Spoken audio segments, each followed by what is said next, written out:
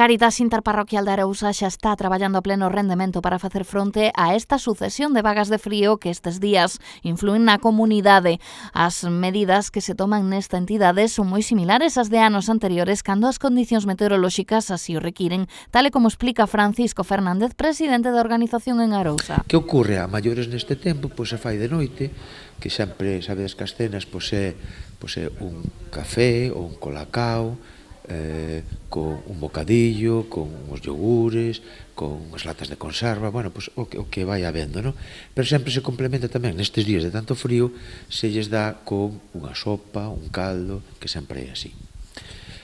Bueno, pois a verdade é que as mantas casi se agotaron, pero xa tuvemos máis, porque, como ben sabedes vós, xa levamos moito tempo con este frío.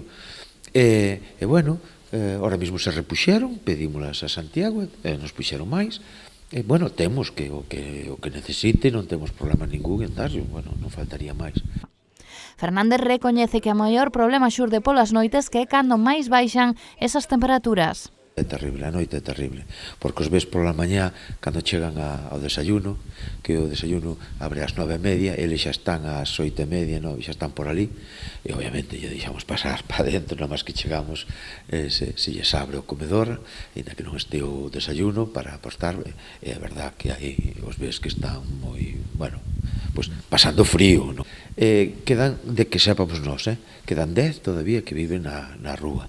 Que ocorre? Que ora non están a intemperie, porque había uns que estaban nunha zona que está bastante na intemperie, se corrixeu eso, e aí estamos loitando por esa xente. Moitos lle costa moito reinsertarse, pero bueno, aí estamos. Sexa como sexa, confirman dende Meteo Galicia que a vaga de frío polar non remitirá ata chegar ao fin de semana. Concretamente o sábado será o momento no que os termómetros comezarán a subir.